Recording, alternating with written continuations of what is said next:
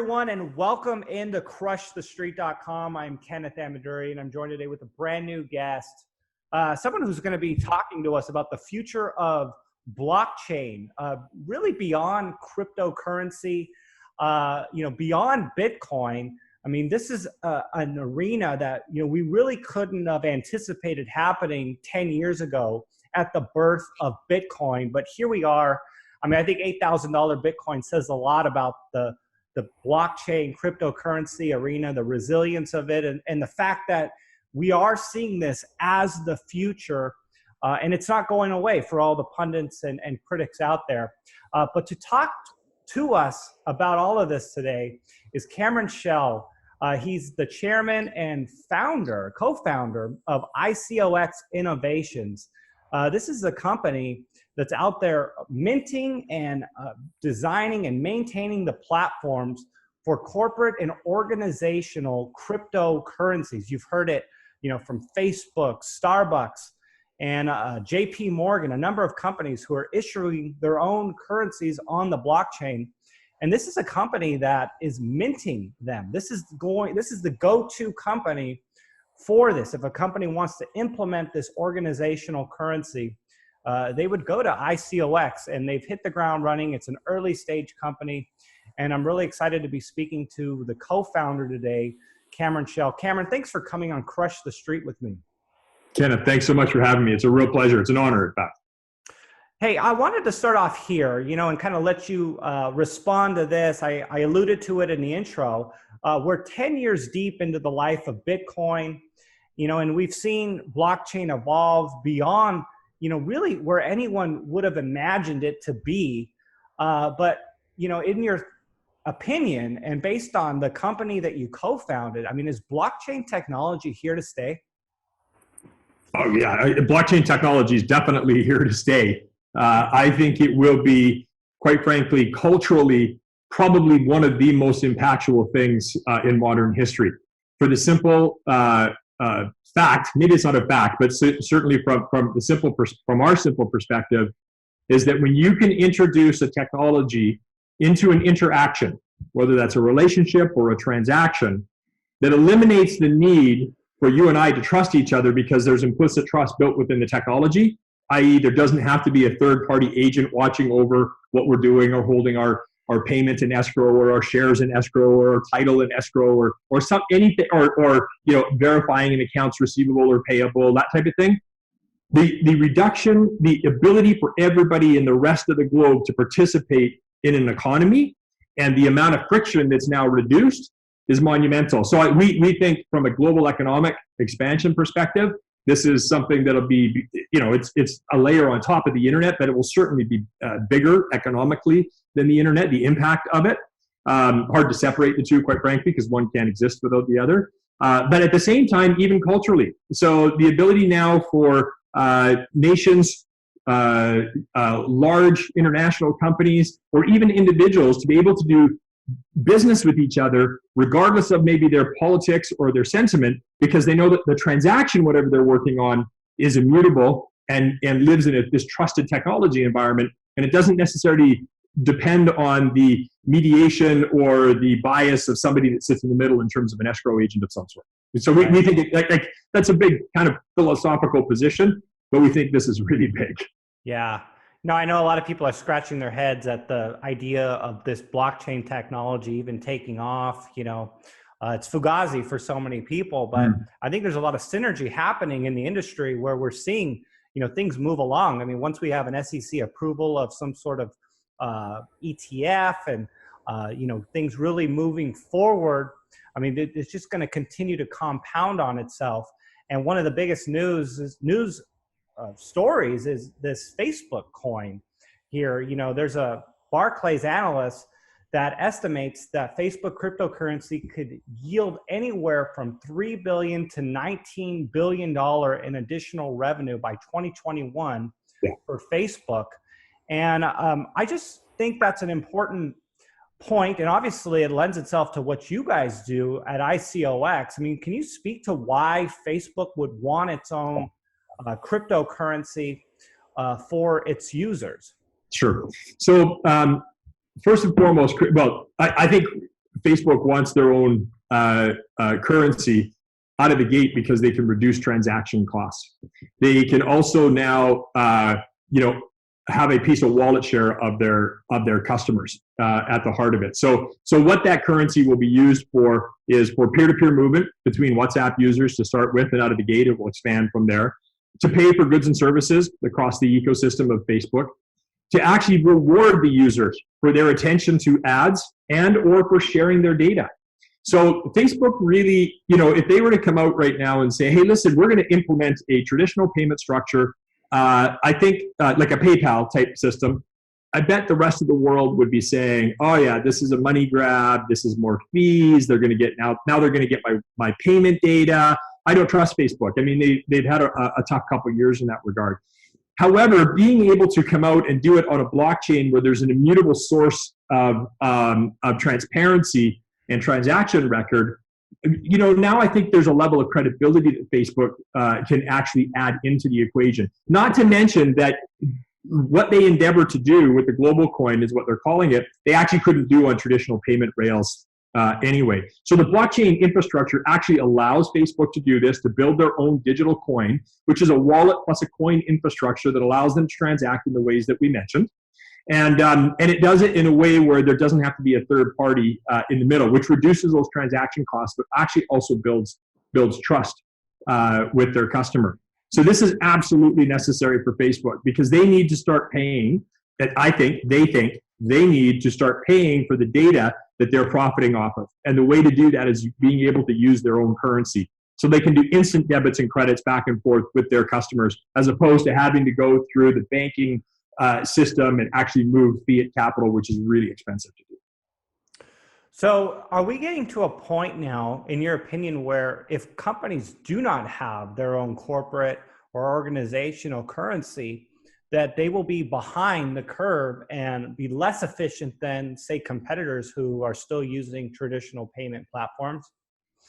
Yeah, so I think the answer is a definitive yes, especially if the larger the organization, because you've got a greater network effect, a greater amount of people that are interacting within your ecosystem, whereby you can save costs or increase transaction frequency between all of them, collect more data, offer more rewards and loyalty, give better payment terms to your suppliers or your vendors. So the larger, the better in that regard. And anytime that you have to outsource that to a third party, and it's going to be costing you extra time and money, and you're not actually getting that data.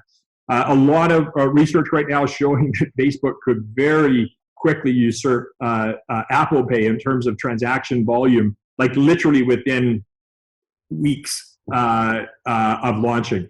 And the other nice thing is for Facebook is that this really moves into, in a lot of respects, people that maybe aren't necessarily in the realm of having credit cards, but still participate, in the economy. So I do think that organizations are going to move more and more to having their own currencies, simply because of the treasury management and infrastructure cost reduction for moving that money, tracking orders, paying for consumer adoption and things like that. And that's exactly what we do at ICOx Innovations.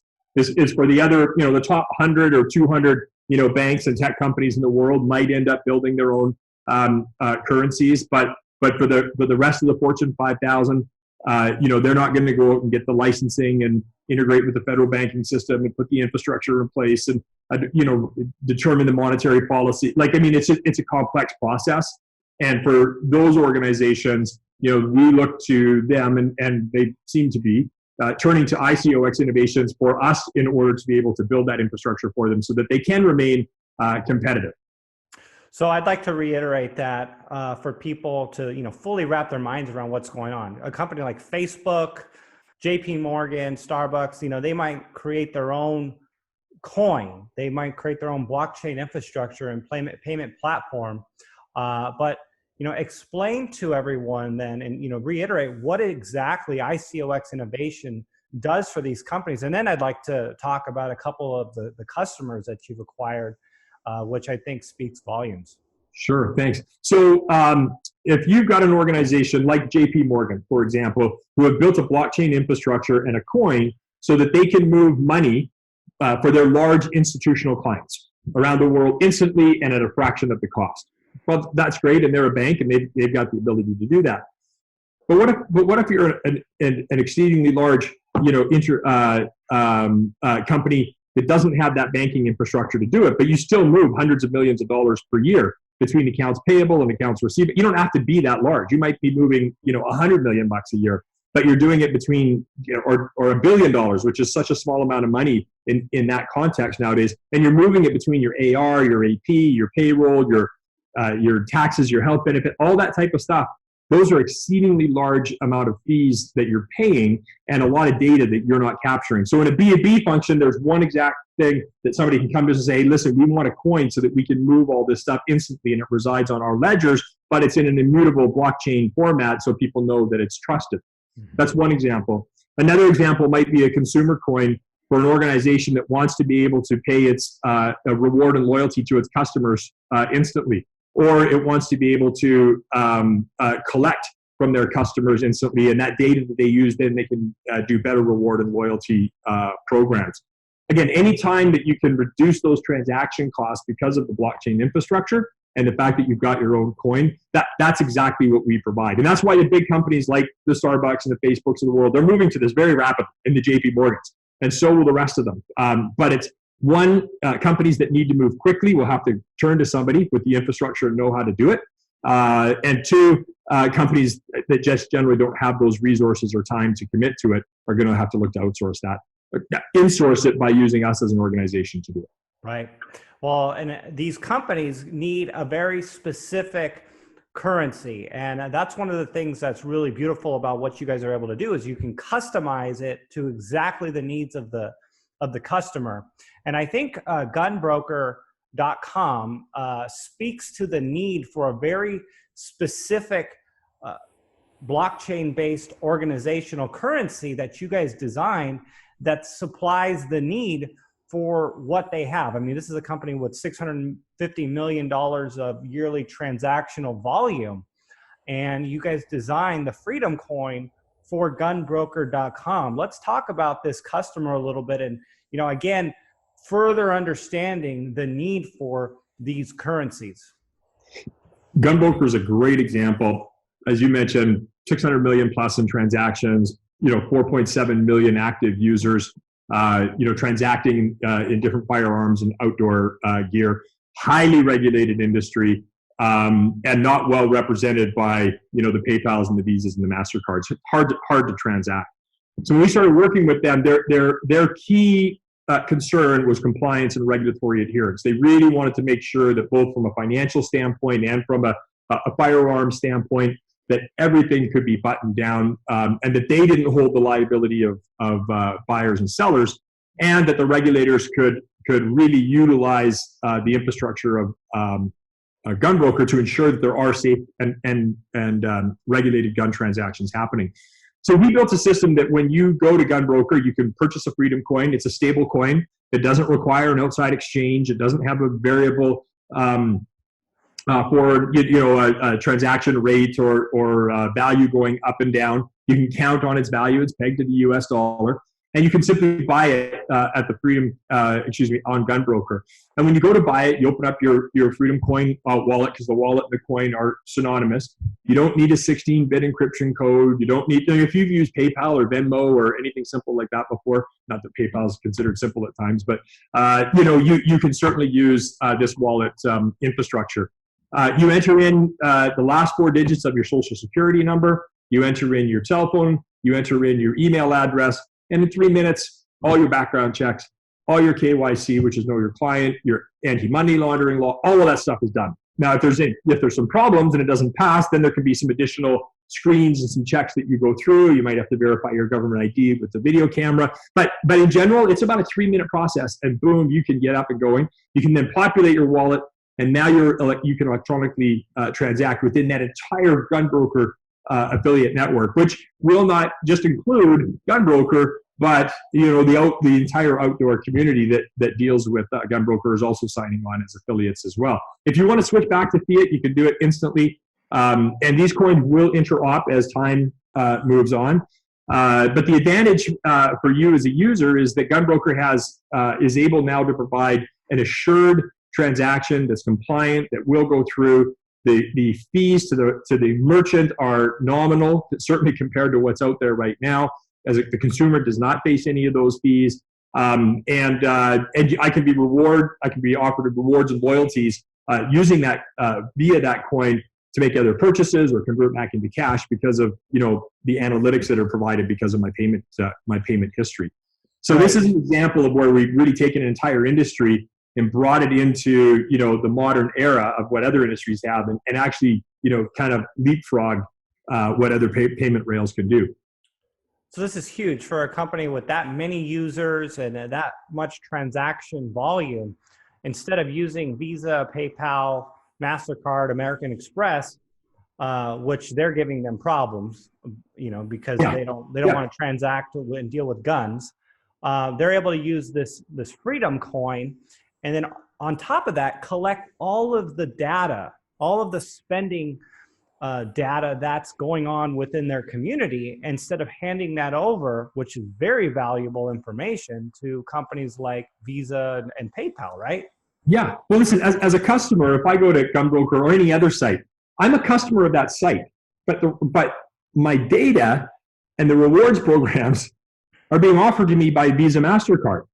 I become their customer. They're incenting and rewarding me, sometimes not successfully, and charging me on fees and credit, all that kind of stuff, because it's Visa, MasterCard. And then I've got to adhere to what sites I can buy on, what sites I can't buy on. But I want to go to Gunbroker, or I want to go to Kodak One, or I want to go to or I want to make a donation or move money to a relief effort through Kathio or something. I don't want Visa's permission to necessarily do that. And they're getting my data. Well, the data really is more apt and better used probably by the organization that I'm transacting with, not necessarily this third party. So as a consumer, I would definitely feel more comfortable with that, and I think there's bigger benefit in it. Certainly for the merchant, there's huge benefit in that. And that's really who our customer is the merchant. So I think a lot of people might think this is interesting and they go, well, is it really catching on? And I think your latest customer, which is Kathio, which serves the Catholic Church, speaks volumes in terms of, is this catching on? Is this going to be a global phenomenon in the 21st century here? And so I'd like to talk about this customer for a few moments here. And, please mention, who's on the board of Kathio that's on-ramping this, Kathio coin for the Catholic Church. I mean, this is really huge, everyone. You got to listen in here. Yeah, so Kathio is an organization within the Catholic Church community, headed by some very prominent individuals, former Senator Rick Santorum, presidential candidate, Secretary and Ambassador Jim Nicholson, the former Veteran Affairs Secretary, and also the ambassador, the U.S. ambassador to the Vatican. And the list kind of goes on. It's an extremely well-placed and very well thought out board. And really the objective here of this organization is to provide a payment rail for the Catholic Church community, similar to something like what a PayPal would be, but specifically for that community. And there's a number of reasons that they would want it. Certainly they want lower transaction costs. They also want to be able to engage their community, and probably more likely than anything, probably millennials who don't typically carry around cash, and they want a mechanism by which they can, and they are familiar with being able to donate, pay for school tuitions, pay for hospital tuitions, pay for visits, or pay relief efforts, or those types of things. We have to understand that the Catholic Church it's the largest hospital system in the world. It's the largest educational system in the world. It's the largest landowner in the world. I mean, it's really quite a phenomenal thing. And this is my opinion strictly, and not that of Kathio. I mean, I think that particular organization is under a bunch of pressure right now for additional transparency. And this is again a mechanism that can allow that to happen. So, not to mention that you've got billions of Catholics around the world that are moving money peer to peer. Whether they're working in the United States and sending money back to family in Mexico or the Philippines, and they wanted a trusted brand, if you will, and that's probably the wrong word to use for the Catholic Church, but they do want a trusted brand that they can use, and one that identifies with their own particular philosophy, and maybe a payment rail or mechanism that also doesn't have payment options that porn sites could use or something like that. So, I mean, these are all things that are really important to them, and a number of the reasons that they want to be able to have their own currency. Ultimately, at the end of the day, it does provide some pretty cool treasury management, transparency, and options for large organizations. And so I think that too is a reason that they really have embraced this as a payment mechanism and something that's really fundamentally important to the whole Catholic economy. So ICOx is a $5 million Canadian company. I mean, still very early stage. You know, we got customers like Gunbroker, customers like the Catholic Church, or through via Cathio. Cathio's the customer. Kodak One. I mean, how lucrative is this payment platform that you're building out for these companies? And obviously the transactional volume that you guys retain. I mean, talk to us a little bit about the numbers and why this is a big deal for ICOx. Yeah. So typically with our tier one clients, there's about a $2 million development fee up front that helps us build out the infrastructure. Quite often there's things that don't relate specifically to the payment side of it, but might relate to the actual business operations side of it that need to be built in. So in the case of the Kodak One blockchain, which is a image rights management blockchain that we built out, a lot of that actually, and then we're building out the payment mechanism for it so people can instantly settle their intellectual property rights for images. But a bunch of that blockchain for the actual image registration, the image storage, the crawling had to be built out first. So we did that, and then we implemented our payment and coin infrastructure as well with it, which is ongoing. So that's about a $2 million development fee typically, upfront on a tier one customer. We then have, in the range of about $35,000 a month of license and maintenance fees in order to keep the infrastructures up and going, which of course, given the size of the economies that we're talking and the clients we're talking is a very nominal fee. We then earn somewhere between, 0.2 and 0.4 basis points on all the transactions, which is really the kind of the big play here for us long term. So it doesn't take too long over a few big clients in a couple of years to really see those kind of numbers escalate. And then we also earn affiliate fees. So as we bring different organizations together that allow the reward and loyalty programs to unfold, we actually earn affiliate fees on that. So we've got 4 solid sources of income. We've signed 4 customers that we've announced this year. We have a very strong pipeline. The customers that we're dealing with typically are very recognizable names or offshoots of those very recognizable names. And this our first full year of operation. Really, we only had the capacity to build 3 or 4 clients, so we built out to our capacity. Certainly, as we go into next year, we have really quite an unlimited scale now that a bunch of the platform is built out in order to onboard customers. So we're pretty excited with the quality of customer that we're able to attract. We're really excited about our positioning and where the industry is unfolding, especially as we see JP Morgan and Facebook and Starbucks be moving down this path, and hopefully we become that. Currently, to my knowledge, we're the only real choice to build these digital currencies out for somebody. But I'm sure that will change over time. But hopefully, we'll remain the dominant brand that will help build out this entire ecosystem. Well, I wanted to actually touch on that, and you just alluded to it there. How early in the game is it for ICOx, and do you feel like you are the first mover in this industry for what you guys are doing in the corporate organizational currency, building out of these infrastructures for companies that want it? Well, so listen, we've been building and working towards this since 2013. So as an industry, if you look at it from I think in context, it's very, very early. I think we're first, second inning at best. In terms of being first mover, I think a lot of the early coins out there that were trying to be built and not be regulated and stuff like that, I think we really kind of adopted and iterated on top of that, so that we could operate in a regulated environment. I think it's important to note that we're integrated with the federal bank. We have our money transmitter licenses. We wouldn't be able to attract mainstream clients if we didn't have a regulatory environment and regime that adhered to being able to ensure that these coins are usable and fungible in the mainstream.